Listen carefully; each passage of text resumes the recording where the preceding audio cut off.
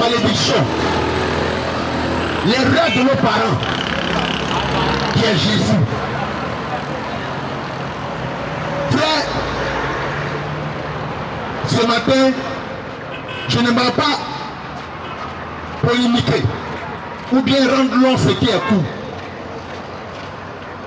Je pense que durant mon temps de message, beaucoup de personnes ont compris qui est la grâce et à cause de qui aujourd'hui tu peux pécher et puis tu peux demander pardon et puis ils vont te laisser. Donc, fais tout pour accepter cette grâce qui est Jésus. Fais tout pour accepter la grâce qui est venue et puis on ne parle plus de dent pour dent, œil pour œil. Aujourd'hui, dans des nations où il y a la guerre, c'est parce qu'ils n'ont pas accepté Jésus. Parce que la grâce vient pour créer la paix. La grâce vient pour créer l'union. La grâce, c'est Jésus. Aujourd'hui, il y a des divisions dans des familles, dans des foyers. Parce que quoi? Ils n'ont pas conscience de qui est la grâce. La grâce, c'est Jésus. Quand il vient, il emmène. La Bible dit quoi? Il nous donne le renouvellement de l'esprit. Donc quand tu as le renouvellement de l'esprit, tu comprends qu'ensemble on peut bâtir. Ensemble on peut s'unir. C'est lui Jésus qui est la grâce. Sans la grâce, ta nation n'aura pas la paix. Sans la grâce, ton foyer n'aura pas la paix. Sans la grâce, ton entreprise n'aura pas la paix. Parce qu'en bas, il va y avoir des menteurs, des voleurs pour troubler simplement. Oh, quand de la tête aux pieds, ils ont connaissance de qui est Jésus, qui amène à se repentir, à revenir à la raison, ils sauront qu'ils sont là pour une mission, bâtie, unie. Faites toutes choses ensemble. Et ce matin, si tu es malade, ce matin, si tu as des troubles, ce matin, si tu es endetté, ce matin, si tu as des problèmes, Dieu, peu importe le mal que tu as, je viens te présenter la grâce qui est Jésus.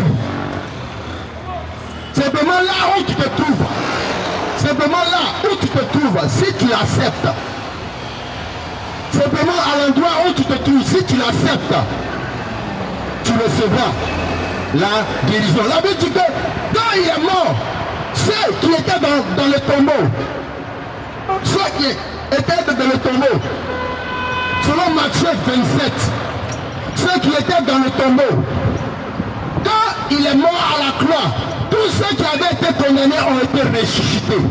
Pourquoi? Parce qu'il est venu apporter la délivrance. Si tu étais encore dans un tombeau de la sorcellerie, je déclare ce matin que Jésus, la grâce, te délivre. Si tu étais encore dans le tombeau du célibat, que la grâce de Jésus qui libère arrive et t'affranchit. Si tu étais encore collé avec une malédiction de mort, ce matin, je déclare que la grâce qui est Jésus vient te visiter. Si on t'a dit que l'argent que tu gagnes va finir dans la boisson, je déclare que la grâce Jésus vient te visiter au nom de Jésus.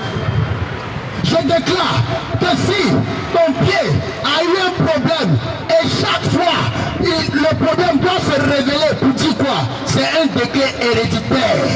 Le Seigneur te visite ce matin au nom de Jésus. S'il a été déclaré que dans ton foyer, qu'il n'y a jamais la paix, que ce matin, la grâce Jésus vienne te délivrer et te visiter au nom de Jésus. Si à la place où tu t'assois, ils ont décrété que ta marchandise ne marche pas, je déclare, la Bible dit, il te fait posséder tout lieu. Et le lieu où tu es, s'ils ont déclaré ou ils ont fait quelque chose pour ne pas que ta marchandise marche, je déclare que la grâce Jésus vienne te visiter ce matin.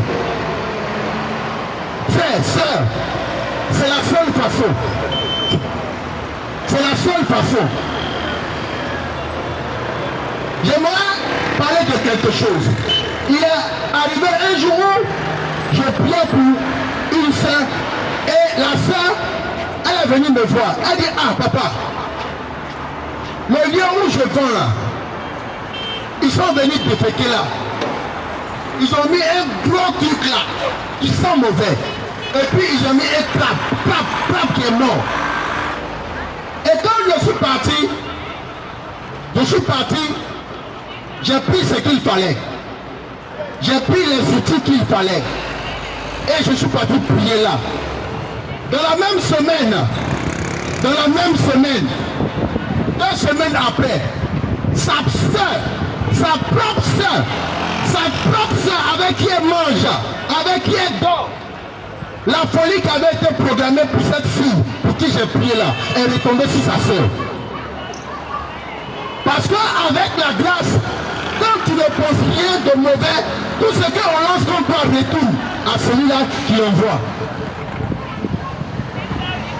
Mais tu sais, quand tu es dans ce problème-là, et puis tu ne te confesses pas, tu ne demandes pas pardon, jusqu'à présent, elle se balade dans les roues parce qu'elle n'a pas accepté de se repentir. Avant ça, avant que la folie là arrive, j'ai dit bon, je vais aller prier dans la maison. Quand je suis arrivé dans la maison, la maman m'a dit viens, pasteur, viens, tu vas prier. Et le premier jour que j'ai commencé à prier, la maman me dit ah mon fils, j'ai mal aux pieds, viens prier pour mes pieds. Quand je me suis abaissé et j'ai mis ma main sur ses 2 pieds, la maman en question, elle m'attendait. Elle avait sorti un gros sexe humain pour vouloir mettre dans ma bouche. Dieu merci, je voyais. Et j'ai tourné ma tête. J'ai dit Seigneur merci pour ce que j'ai vu. À partir de là, la maman a dit ne viens plus prier chez moi. Vous voyez comment notre ministère